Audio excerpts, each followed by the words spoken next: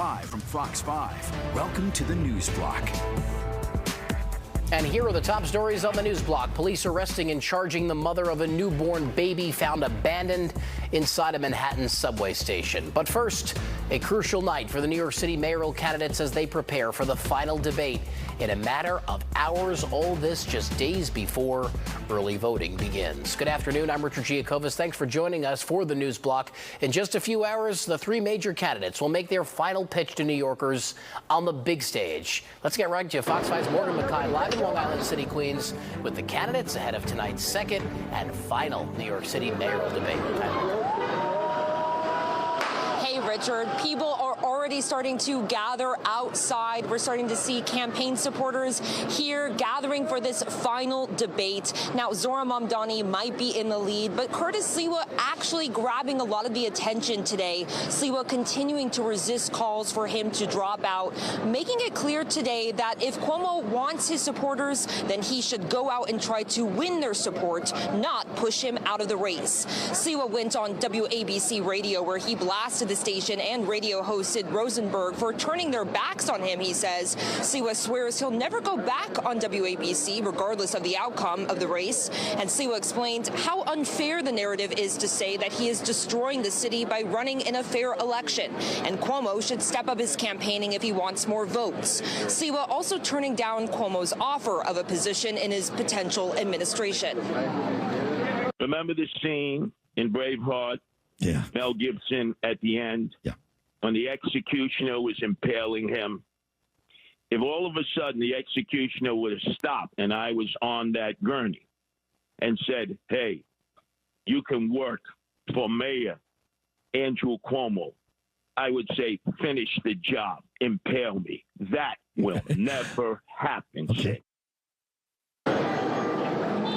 Meanwhile, Cuomo has been trying to work up to pick up Republican voters, not only by trying to push Sliwa out of the race, but also appearing on right-leaning shows like Logan Paul's podcast and others. He's also changed his messaging slightly to praise President Trump's handling of the border and by assuring voters that this is a choice between capitalism and socialism.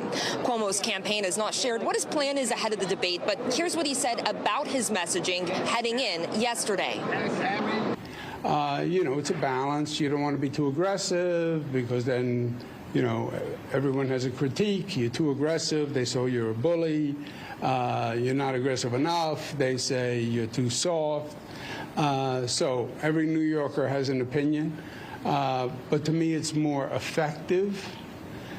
Who has a plan that makes sense? Now, Mamdani released a list of guests this morning who he says he's bringing with him to the debate, saying that these are, quote, New Yorkers who Andrew Cuomo failed. This includes a woman whose mother died in a nursing home during the COVID pandemic and a healthcare union worker who moved to New Jersey while Cuomo was governor because she says the city was too expensive. Mamdani's campaign says he'll be taking the bus to LaGuardia Community College where the debate is being held. Here's what Mamdani said yesterday about his final message. And my message to New Yorkers will be that while my opponents are focused on speaking about each other and which one of them should drop out, my focus will be on New Yorkers themselves and the concerns I've heard from them that keep them up at night. Now that debate starts at 7 p.m. Richard?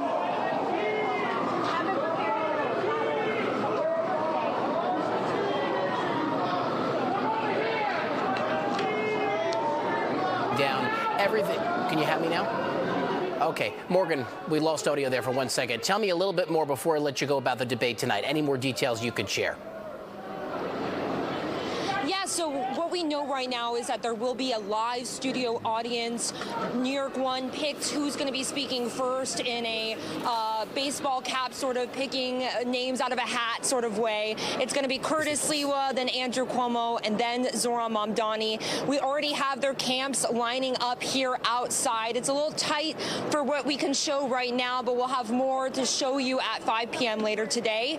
But again, that debate starts at 7 p.m. and it should only last about an hour hour and a half. Reporting live, I'm Morgan Mackay. Richard, back to you. Thanks, Morgan. We'll see if it changes anyone else's mind. And coming up later in our second half hour, we're breaking down everything you need to know when you step into the voting booth for the New York City general election. And Fox 5 will provide real-time debate analysis and reaction as it's happening tonight. Join us for a special edition of Newsroom Live with our Sharon Crowley and political expert Trip Yang. It all begins at 8 p.m. You can watch it streaming live on the Fox Local app, Fox Local New York channel, and our YouTube page.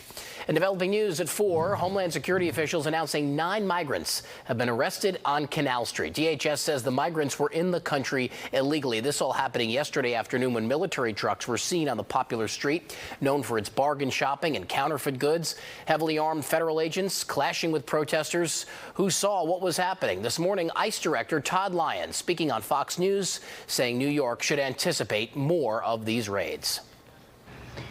Well, I think for the people in New York, they're going to see ICE and our other federal partners do the law enforcement mission, right? This wasn't something that just organically happened overnight. We decided to go hit Canal Street. With any criminal investigation, you have to build up intelligence. You have to work with sources. You have to go ahead and have the right evidence and work with the U.S. Attorney's Office. But you will see an increase in ICE arrests because there are so many criminally illegal aliens that have been released in New York specifically.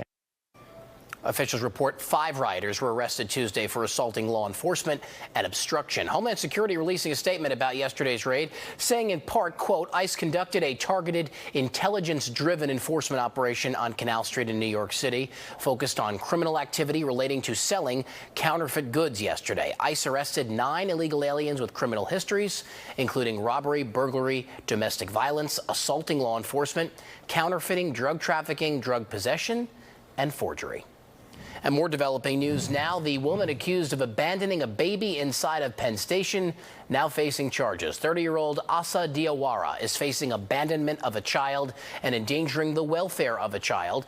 A newborn baby with the umbilical cord still attached was found near the 1 train around 9 Monday morning. The baby girl was reportedly wrapped in a blanket and left lying near the stairwell. Now, New York does have a safe haven law, which means parents can relinquish their newborns up to 30 days old without fear of prosecution. However, they have to do so at safe and designated spots. We do know the baby was alert when she was found and was taken to the hospital.